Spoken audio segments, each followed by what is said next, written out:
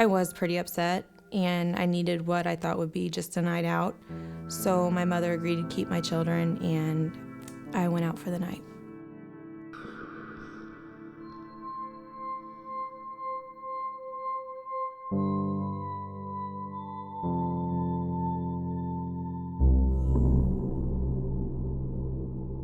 He seemed really nice, and he was an absolute gentleman.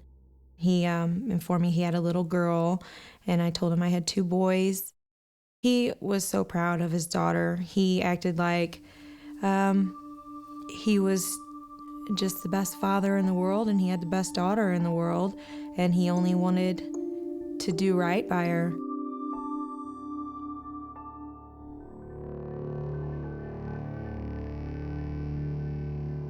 I mean, that's basically all we did, was we just drove around and listening to music and talking and having a good time, like young people do.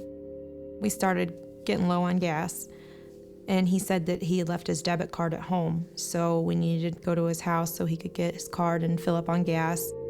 When we got to his house, I noticed that it was a nice house.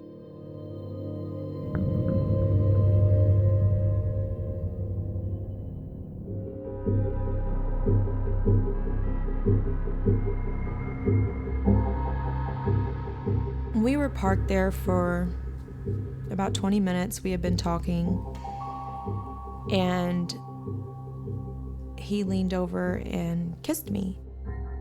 I was okay with that. But as he was kissing me, he started to unbutton my pants. So my instinct was to push him off me. When I did that, he jumped off of me and started apologizing. I told him that was okay. And then I told him that, I thought he was a nice guy, that I was okay with him kissing me, but I just wasn't that kind of girl. And to be honest, if that's all he wanted that night, then he should have picked someone different. In an instant, the guy that I had come to know that evening was gone. He looked at me, and just with these evil eyes, he said, "But I wanted you." Immediately after he said that, he jumped out of the driver's seat on top of me and pinned me down to the passenger seat and put his hand over my mouth and took my pants off and raped me. While he was raping me, he had his hand over my mouth, but then he felt the air coming in and out of my nose and decided to pinch my nose closed as well.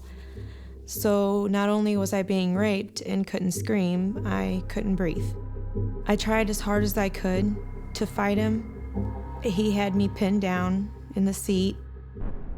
After the rape, he climbed off of me, and initially he started to actually apologize.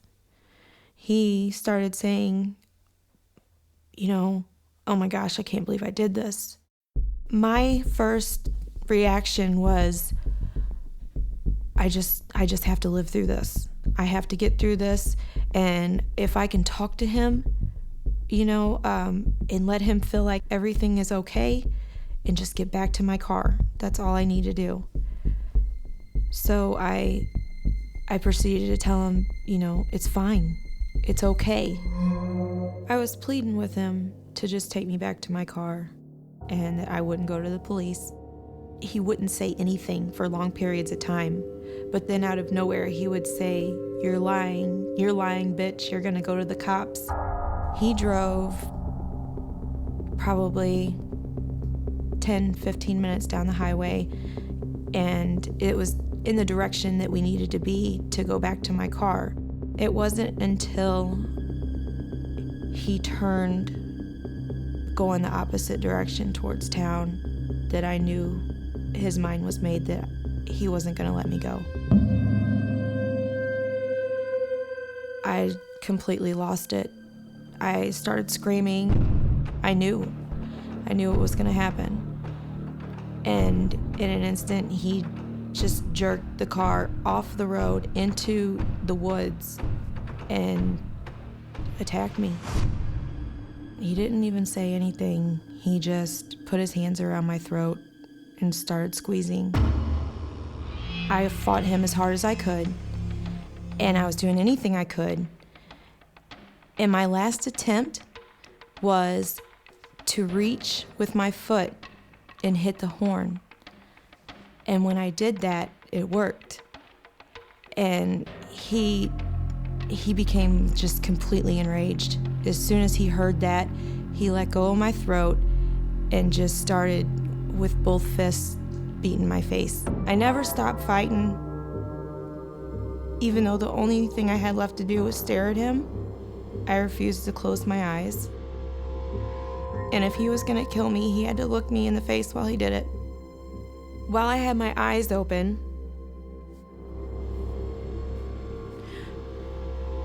everything changed. Like, everything that I saw changed. It went from looking at him and seeing his face to the pictures of my babies. And everything around their faces was black, but I could see my two sons' faces. And then they started fading as well, and then everything went black. When I woke up in his car, I actually thought that I had passed. It took several seconds for me to even realize that I was still alive. I started to see the outline of the dome light in the car, and I knew I was exactly in the same spot where the attack took place. Instant fear rushed over me about, is he right next to me? Does he see me with my eyes open? I felt with my hand for the door handle, and when I reached it, I just remember feeling that door handle in my hands and thinking, this is it. I've got to go, I've got to run. I opened up the door, and as soon as I did that, the dome light went on. And I just ran.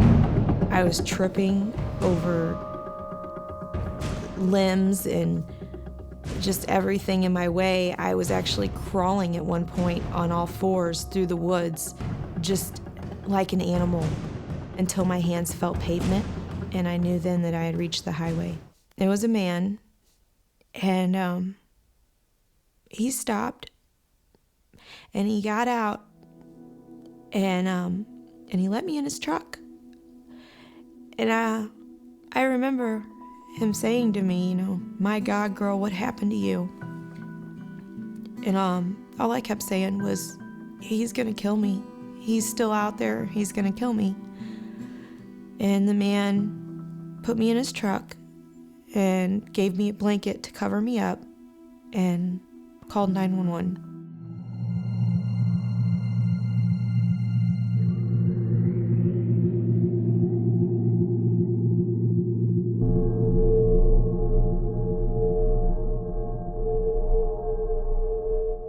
He was found guilty on all charges and convicted to 3 consecutive life sentences and then a consecutive 15-year sentence after that.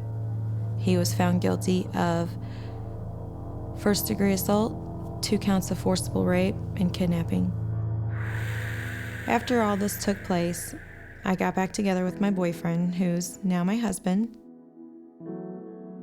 and we just had another baby 2 years ago, and our lives have just blossomed.